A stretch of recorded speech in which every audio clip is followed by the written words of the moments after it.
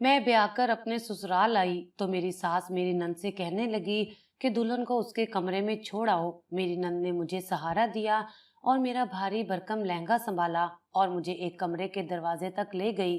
उसने दरवाजा खोला तो पूरा कमरा गुलाब के फूलों से महक रहा था। ताजा गुलाब की पत्तियों से सारे कमरे की सजावट की गई थी। बेड पर भी लाल गुलाब के फूलों से दिल बनाया गया था।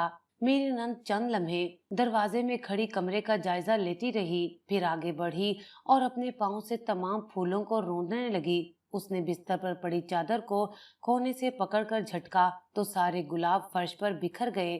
मैं हैरानगी से उसे देख रही थी। उसने 2 मिनट में कमरे का हशर नशर बिगाड़ दिया था। फिर एक गहरा सांस लिया, बिस्तर की चादर ठीक की और बड़े प्यार से बोली, आ जाए भाभी, बैठे, आपका ही कमरा है। मैं बड़ी मुश्किलों से कपड़ों से भरी बाल्टी उठाकर सीढ़ियां चढ़कर ऊपर पहुंची। मैंने एक एक करके कपड़ों का पानी छिड़क कर तार पर डाला था। कपड़े फैलाकर फारिग हुई तो मैंने सुख का सांस लिया। मैंने घर भर के कपड़े हाथ से धोए थे। कुछ दिनों से वॉशिंग मशीन खराब थी और सबके मैले कपड़े इकट्ठे हो चुके थे। आज मैंने हिम्मत करके सबके कपड़े साथ ही धोकर फैला दिए थे। कपड़े फैलाकर मैं नीचे उतर आई थी। मेरा इरादा कुछ घंटे आराम करने का था। अभी मेरे शौहर के दफ्तर से आने में काफी वक्त था कि मैं आराम करके उनके आने से पहले तैयार होकर उनका इस्तकबाल कर सकती थी। मैं अभी बिस्तर पर लेटी ही थी कि मुझे सहन में कुछ गिरने की आवाज सुनाई दी। मैं फौरन ही उठकर सहन में आई तो देखकर हैरान रह गई कि जो कपड़े मैं अभी कुछ देर पहले फैलाकर आई थी उनमें से कुछ गोला बने सहन के फर्श पर पड़े थे, जैसे छत पर से फेंके गए हों। मैं फौरन ही भागकर ऊपर पहुंची तो देखकर हैरान रह गई कि दोनों तारों पर फैले कपड़े जमीन बोस हो चुके थे और छत पर फैली मिट्टी में अट चुके थे। दूर दूर तक वहां कोई मौजूद ना था, मगर मैं जानती थी ये किसका काम था। मैं अपना सर पकड़कर वहीं बैठ गई, जबकि मेरी आंखों से आंसू जारी हो गए थे। मेरी पिछले 4 घंटों की मेहनत मुकम्मल तौर पर बर्बाद हो चुकी थी, मगर अब कर भी मैं क्या सकती थी। मैं चारों नाचार रोती हुई उठी, गीले कपड़े दोबारा उठाकर बाल्टी में इकट्ठे करने लगी ताकि उनको धोकर दोबारा से फैला सकूं। मेरा नाम शहर बानो है। घर में सभी मुझे बानो कहकर पुकारते। मेरे अब्बा एक ठेकेदार थे। अब्बा छोटी बड़ी सभी इमारतों की तामीर ठेके पर लेते और मजदूरों को लगाकर इमारत तैयार करवा देते। अब्बा को इस काम में काफी मुनाफा हो जाया करता था, लिहाजा अब्बा ने शहर के बीचों बीच एक बड़ा मकान खरीद लिया था, मगर वो बड़ा मकान हम 4 लोगों के लिए ज्यादा बड़ा था। लिहाजा अब्बा ने उस मकान का ऊपर वाला पोर्शन किराए पर उठा दिया। हम 3 बहनें थीं, मगर मेरी बड़ी बहन की कुछ अरसा पहले ही वफात हो गई। अब घर में अम्मा और हम 2 बहनें हुआ करती थीं। अब्बा तो सुबह के गए रात को घर में दाखिल होते। हमारे ऊपर वाले पोर्शन में काफी किराएदार आते जाते रहते थे। किराएदार हमें मुख्तलिफ तरीकों से तंग करते। कोई किराया ना देता तो कोई बिजली का ज्यादा इस्तेमाल करता, लिहाजा अब्बा उन्हें चलता कर देते। दानिश भी हमारे किराएदारों में ही शामिल था। दानिश पहला किराएदार था जो इतना अरसे तक हमारे ऊपर वाले पोर्शन में टिक गया था। वो हर महीने वक्त पर किराया देता और ज्यादातर वक्त घर से बाहर गुजारता था, इसलिए बिजली का इस्तेमाल भी कम से कम करता। लिहाजा वो अब्बा को बहुत पसंद था। वो वैसे भी सुलझा हुआ और अच्छा लड़का था। उसका घर तो किसी दूसरे शहर में था, मगर नौकरी की वजह से वो इस शहर में रहता। उसे अभी 1 साल पहले ही नौकरी मिली थी। पहले वो कुछ लड़कों के साथ किसी हॉस्टल में रहा करता था, मगर जब उसकी तनख्वाह बढ़ी तो उसने अलहदा रहने का सोचा और हमारा घर किराए पर हासिल कर लिया। उसने अपनी बातों के जरिए जल्दी अब्बा का दिल जीत लिया। अब्बा उसे पसंद करते। जब छुट्टी वाले दिन घर होते तो अक्सर उसके साथ जाकर बैठ जाया करते थे। वो अब्बा के साथ मजे मजे की बातें करता। अब्बा की और उसकी उम्र में काफी फर्क था, मगर फिर भी उसकी अब्बा से दोस्ती हो गई थी। जब अब्बा को उस पर मुकम्मल एतबार हो गया तो अब्बा उसको नीचे भी बुलाने लगे। वो अक्सर शाम की चाय पर आता या जब घर में कुछ अच्छा खाना पकता तो अब्बा उसको खाने पर भी बुला लिया करते। वो अम्मा अब्बा के साथ बैठकर खाना खाता, जबकि हम दोनों बहनें बावर्ची खाने में ही खाना खा लिया करती थी। ऐसा मुमकिन न था कि दानिश हमारे घर आता जाता और हम दोनों बहनों में से किसी का उससे आमना सामना ना होता। मेरी छोटी बहन मेरे से कई साल छोटी थी। वो जरा शोख और चंचल और दानिश की तरह ही खुश मिजाज थी। वो आते जाते दानिश से सलाम दुआ कर लेती और दानिश भी कभी उसके लिए चॉकलेट तो कभी उसकी पसंदीदा चीजें ले आया करता। अब्बा आहिस्ता आहिस्ता दानिश से इतना करीब हो गए कि उन्हें उसमें अपना बेटा दिखाई देने लगा। अब्बा को बेटे की हमेशा से ही बहुत ख्वाहिश थी, मगर उनकी ख्वाहिश पूरी ना हो सकी। दानिश हमारे घर के छोटे मोटे काम कर देता। अब्बा चूंकि ज्यादातर मसरूफ रहा करते थे, लिहाजा घर के कामकाज के लिए अम्मा को निकलना पड़ता।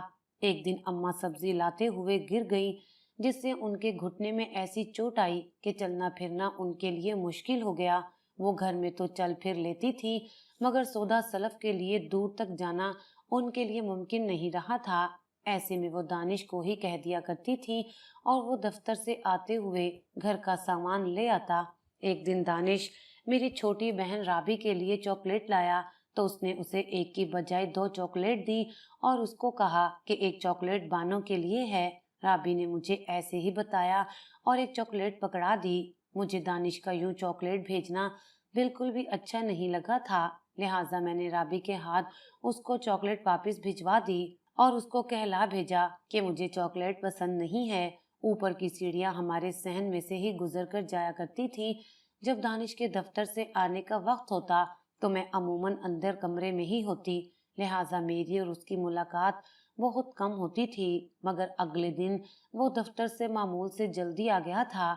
मैं सहन में ही काम में मशगूल थी। वो मुझे तन्हा पाकर मेरे करीब चला आया। अगर आपको चॉकलेट पसंद नहीं तो मुझे बता दें, आपको क्या पसंद है, मैं आपके लिए वो ही ले आऊंगा। मैं उसकी जुर्रत पर हैरान रह गई थी। आपको मेरे लिए जिद्दोजहद करने की जरूरत नहीं, मैंने गुस्से से जवाब दिया। जो अम्मा सौदा मंगवाती हैं वो ही आपका हम पर एहसान है। मैं उसकी तरफ देखे बिना अंदर कमरे में चली गई। वो अगले दिन भी मामूल से जल्दी घर चला आया था और मुझे देखते ही मेरी तरफ आ गया। मैं आपसे माजरत चाहता हूँ अगर आपको मेरी बात बुरी लगी। मेरा मकसद आपको तकलीफ पहुंचाना नहीं था। उसने इंतहाई मुनासिब अल्फाज में मुझसे माजरत की तो मेरा दिल भी नरम पड़ गया। नहीं, कोई बात नहीं, मुझे समझ नहीं आया मैं उसे क्या कहूँ, लिहाजा मैं इतना ही कह पाई कि माजरत की कोई बात नहीं। मुझे उसके अंदाज से इतना तो पता लग गया था कि वो मुझे पसंद करने लगा था। वो भी एक अच्छा और सुलझा हुआ लड़का था, लिहाजा मेरे लिए भी उसके दिल में नरम गोशा पैदा हो गया। दानिश को हमारे घर रहते हुए तकरीबन 2 साल हो चुके थे। इस 2 साल के अरसे में हम सभी घर वाले उसके काफी करीब आ गए थे। मैं भी कब उसकी मोहब्बत में गिरफ्तार हुई मुझे अंदाजा ही नहीं हुआ। रफ्ता रफ्ता मेरी भी उससे कुछ न कुछ बातचीत हो जाया करती थी। उसने मुझसे वादा किया था कि वो जल्दी अपनी माँ को मेरे रिश्ते के लिए भेजेगा। दानिश को अपने शहर में नौकरी मिल गई। वो हमारा घर छोड़कर अपने शहर में जा रहा था। मैं उसके जाने से बड़ी उदास थी। मेरी आंखें आंसुओं से भरी हुई थीं। वो मेरे करीब चला आया। इसमें परेशानी की क्या बात है, मैं तो तुम्हें हमेशा हमेशा के लिए अपने घर ले जाऊंगा। उसने मुस्कुरा के मुझे तसल्ली दी तो मुझे इत्मीनान हुआ। वो अगले हफ्ते ही अपने माँ बाप के साथ हमारे घर आ गया। उसके माँ बाप भी उसी की तरह सुलझे हुए अच्छे लोग थे। उन्होंने अब्बा से मेरे रिश्ते की बात की तो अब्बा क्यों कर इनकार करते। अब्बा को वैसे ही वो बहुत पसंद था, लिहाजा अब्बा ने फौरन ही हाँ कर दी। अब्बा ने अपनी बेटियों के लिए पहले ही पैसा जमा कर रखा था, लिहाजा पैसे की कोई परेशानी नहीं थी। 2 महीने बाद की शादी की तारीख रख ली गई थी। हम सब शादी की तैयारियों में बुरी तरह मसरूफ हो गए और वक्त गुजरने का पता ही नहीं चला। तमाम काम खैरो आफियत से सर अंजाम पा गए और मैं रुखसत होकर दानिश के घर आ बसी। दानिश जिस शहर में रहता था ये हमारे शहर से काफी दूर था।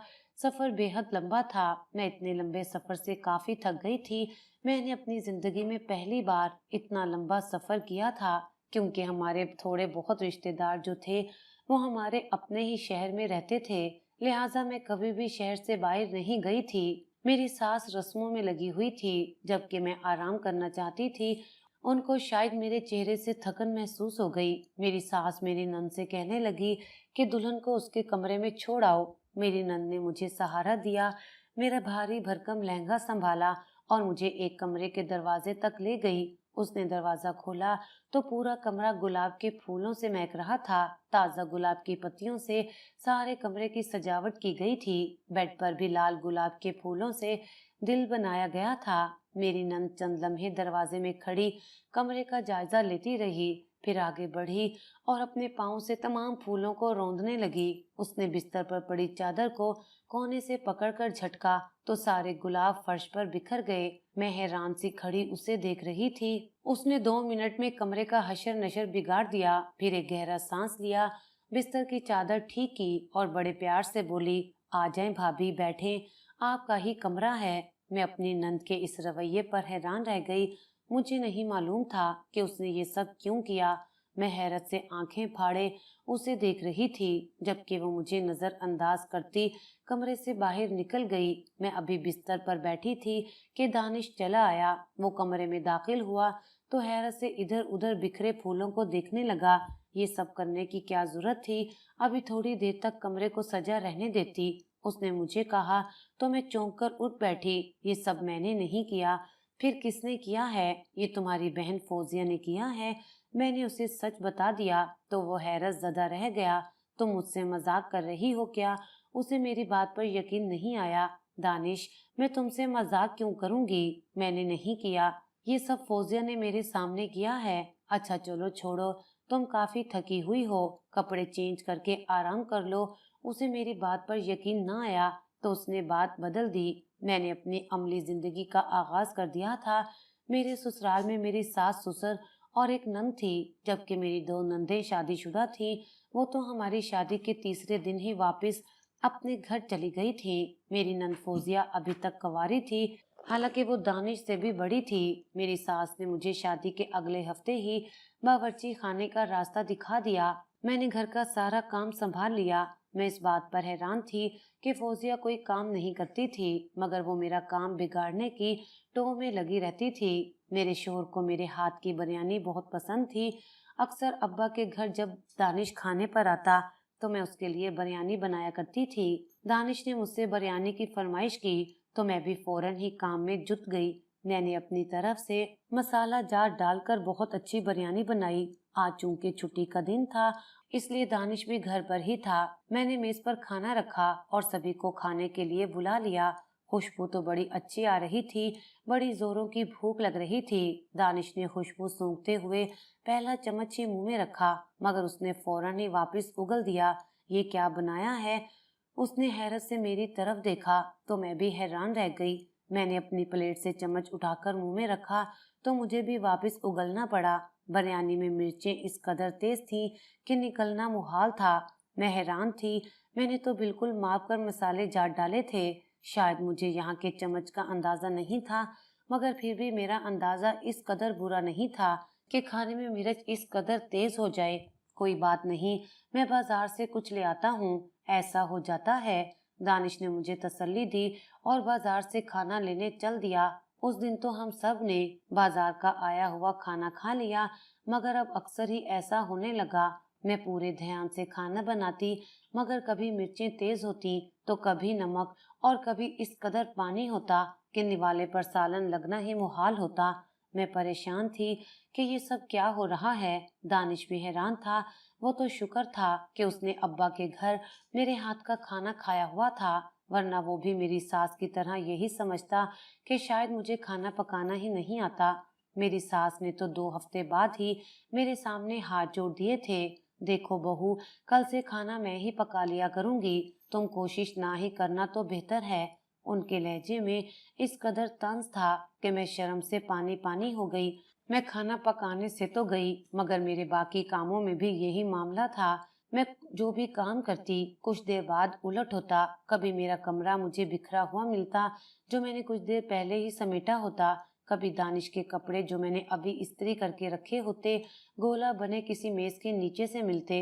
ये सब कौन और क्यों कर रहा था, मुझे समझ नहीं आ रही थी। घर में फौजिया के अलावा और कोई ना था जो ऐसी हरकतें करता, लिहाजा मैं भी उसकी टोह में लग गई। मैं ये राज जानना चाहती थी कि वो मेरी दुश्मन क्यों बनी हुई थी। मैंने उसका क्या बिगाड़ा था जो इतने खतरनाक तरीके से मुझसे इंतकाम ले रही थी। वो सबके सामने इस कदर अच्छी बनी हुई होती थी कि अगर मैं किसी को बताती भी तो कोई मेरी बात का एतबार ना करता। वो सबके सामने मुझे बहुत प्यार और इज्जत से बुलाती और मेरी खातिरदारी में लगी रहती।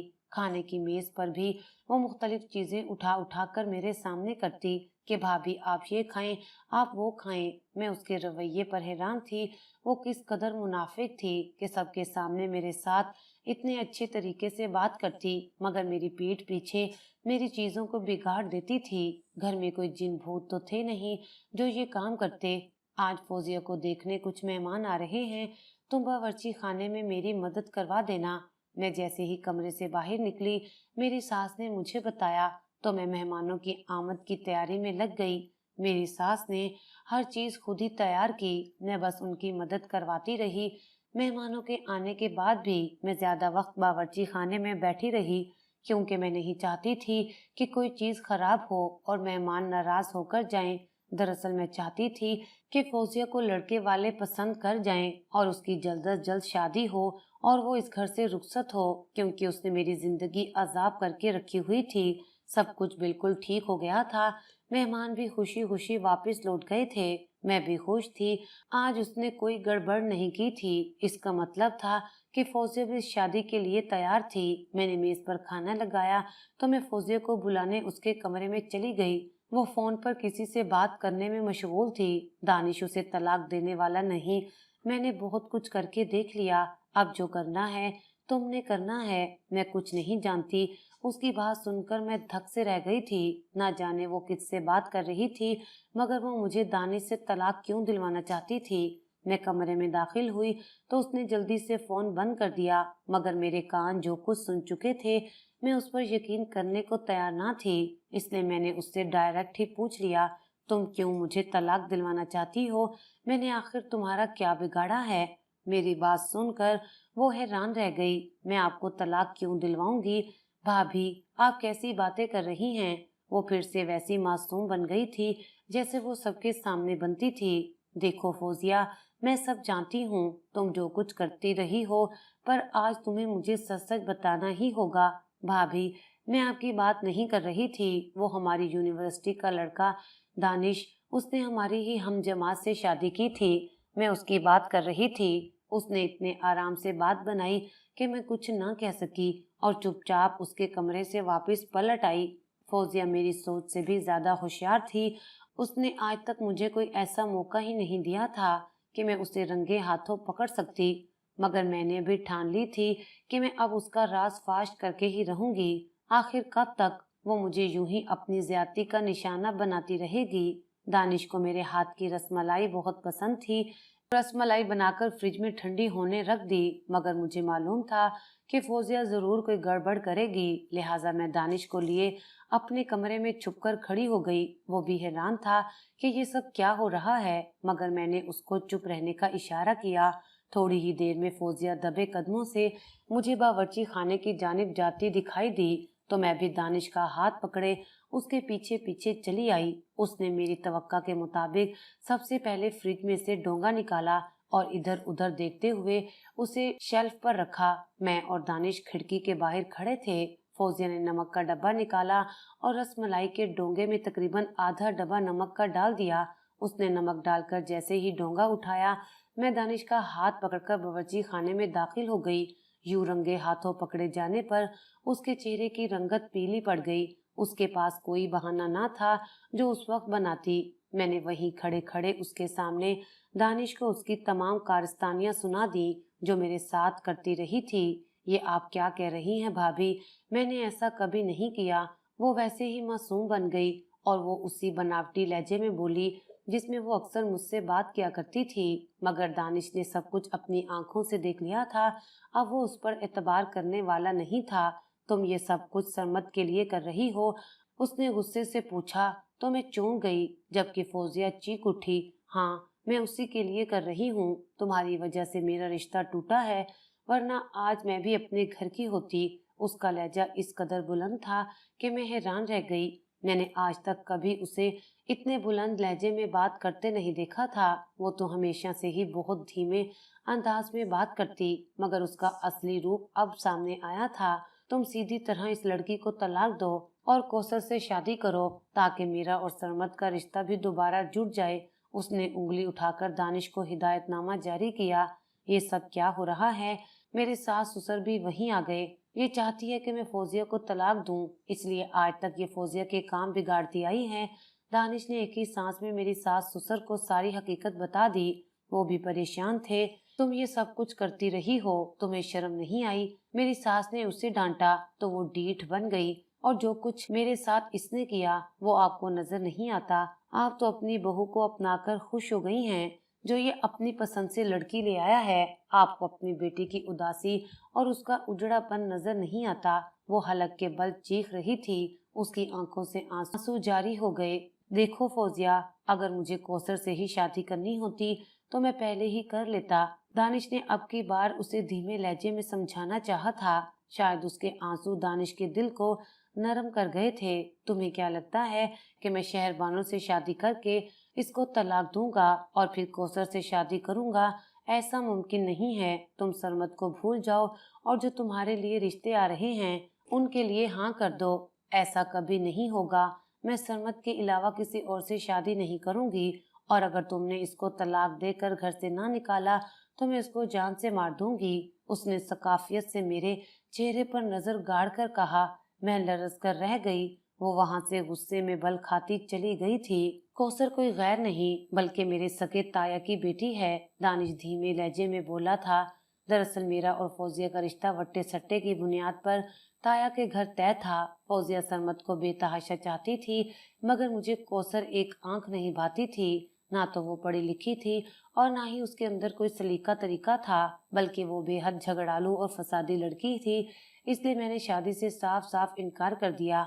मगर अम्मा अब्बा मुझसे नाराज हो गए, क्योंकि रिश्ता पहले से तय हुआ था। इसलिए मैं नाराज होकर घर से चला गया और दूसरे शहर में नौकरी कर ली। मेरा रिश्ता टूटने की वजह से फौजिया का रिश्ता भी टूट गया, जो कि हमेशा से सरमद के नाम पर बैठी थी। मुझे एहसास था कि मैंने गलत किया, मगर मैं क्या करता? मेरा दिल कौसर से शादी के लिए रजामंद नहीं था, इसलिए मैंने मना कर दिया। मगर इसका मतलब ये नहीं था कि वो लोग फौजिया से भी रिश्ता खत्म कर दें। कौसर की कहीं और शादी हो गई तो अम्मा अब्बा ने मुझे माफ कर दिया, वापस घर बुला लिया। इसलिए मैं वो नौकरी छोड़कर यहाँ चला आया और अम्मा अब्बा को तुम्हारे बारे में बता दिया। चूंकि कौसर की शादी हो चुकी थी, इसलिए अम्मा अब्बा को मेरी भी शादी करने की जल्दी थी, इसलिए उन्होंने मेरी शादी तुमसे कर दी। अम्मा अब्बा तो इस रिश्ते के लिए राजी थे, मगर फौजिया राजी नहीं थी। उसने घर में बहुत लड़ाई झगड़ा किया था। मैं तुम्हें ब्याह कर इस घर में ले आया, मगर मुझे नहीं मालूम था कि वो तुम्हारे लिए इतनी मुश्किलें खड़ी करेगी। वो अभी तक सरमद को नहीं भूली, हालांकि सरमद से अच्छे अच्छे रिश्ते भी मौजूद हैं। कौसर की जहाँ शादी हुई थी वो वहां से तलाक लेकर आ गई है। अब फौजिया ये चाहती है कि मैं तुम्हें तलाक दूं और कौसर से शादी करूं, ताकि उसकी और सरमद की भी शादी हो सके, मगर ऐसा मुमकिन नहीं है। दानिश ने मुझे सारी बात बताई तो मेरी समझ में पूरी कहानी आ गई थी। मगर अब क्या होगा? फौजिया से तो मुझे खतरा है। वो यकीनन मुझे कोई न कोई नुकसान पहुंचा सकती है। वो जैसा कह रही है वैसा भी कर गुजरेगी। मैंने अपने खदशे का इजहार किया तो दानिश भी सोच में पड़ गया। हमें दोबारा यहाँ से जाना पड़ेगा और उसी शहर में रिहाइश अख्तियार करना पड़ेगी। जब फौजिया के बारे में कोई फैसला हो जाएगा हम तभी वापस लौटेंगे। दानिश ने मसले का हल बता दिया था, मगर मैं इस बात पर राजी ना थी। तुम अपने घर के इकलौते बेटे हो, अपने माँ बाप को छोड़कर कहाँ जाओगे? ऐसा मुनासिब नहीं लगता। हमें इस मसले का कोई और हल ढूंढना होगा। मैं दानिश की कौसर से शादी के लिए राजी हूँ, मैंने फौजिया से कहा तो हैरानी से वो मुझे तकने लगी। उस दिन के बाद से कौसर 2 दिन तक अपने कमरे से बाहर नहीं निकली थी। मेरी सास उसका खाना उसके कमरे में पहुंचा देती, जबकि मैं उसके बाहर निकलने के इंतजार में थी। आज वो बावर्ची खाने में किसी काम से आई तो मैं भी उसके सामने जाकर खड़ी हो गई और मैंने उसको ऐसा जुमला कहा कि उसे मेरी बात पर यकीन ना आया। मेरी बस एक शर्त है, वो ये है कि मुझे तलाक ना दी जाए। मैं तुम्हारी खातिर कौसर को सौतन के तौर पर बर्दाश्त करने को तैयार हूँ। वो हैरानी से मुझे देख रही थी। शायद उसे मेरी बात पर यकीन नहीं आया था, इसलिए चुपचाप वहां से चली गई। मगर मैंने भी इस काम को पाए तकमील तक पहुंचाने का सोच लिया था, इसलिए मैंने अपनी सास ससुर को कौसर का रिश्ता लेकर जाने के लिए मना लिया। दानिश को मैं पहले ही मना चुकी थी। मेरी सास ससुर दानिश का रिश्ता लेकर कौसर के घर पहुंच गए। रिश्ता अब भी वट्टे सट्टे की बुनियाद पर तय पाना था। कौसर के भाई सरमत का रिश्ता फौजिया से तय होना था, मगर कौसर ने शादी से साफ इनकार कर दिया था। मुझे पहले ही यही उम्मीद थी। मैंने उसके बारे में दानिश से जो कुछ सुना था, उसके मुताबिक मैं जानती थी कि वो कभी भी सौतन के तौर पर शादी करके नहीं आएगी। कौसर की तरफ से इनकार आया तो मैंने भी सबके बीचों बीच बैठकर कहा कि जब मैं अपने शोर को उससे बांटने के लिए तैयार हूँ, तो तलाक याफ्ता होने के बावजूद भी एक शादीशुदा मर्द से शादी क्यों नहीं कर सकती। फौजिया भी वहीं मौजूद थी। उसको अच्छी तरह से एहसास हो गया कि उसकी भाभी उसकी खातिर कितनी बड़ी कुर्बानी देने चली थी। फौजिया के घर वाले भी इस बात पर खुश थे कि मेरे सास ससुर कौसर के लिए दानिश का रिश्ता लेकर गए थे। भले उसको दानिश की दूसरी बीवी ही बनना था, मगर मेरे सास ससुर उसको अपनी बहू बनाने को तैयार थे। कौसर के इनकार से सिर्फ कौसर ही बुरी बनी थी, जबकि मेरी इज्जत और कदर सबके दिल में बढ़ गई थी। मैंने जो गेम खेला था उसमें मैं पूरी तरह जीत गई थी। कौसर के माँ बाप की मेरे सास ससुर से नाराजगी दूर हो गई। उन्होंने अपने बेटे सरमत का रिश्ता फौजिया के लिए मांग लिया। दानिश की शादी तो कौसर से ना हो सकी, मगर फौजिया अगले महीने ही रुखसत होकर सरमत के संग चली गई थी। वो मेरी शुक्रगुजार थी कि मैं उसकी खातिर इतनी बड़ी कुर्बानी देने को तैयार थी, जबकि वो अपने पिछले रवैये पर नादिम भी थी। मैंने उसे माफ कर दिया था क्योंकि फतह मेरे हिस्से में आई थी, इसलिए मुझे किसी के खिलाफ दिल में बुग़्ज़ रखने की क्या जरूरत थी। बस मेरी ये दुआ थी कि फौजिया की नन कौसर फौजिया जैसी ना हो।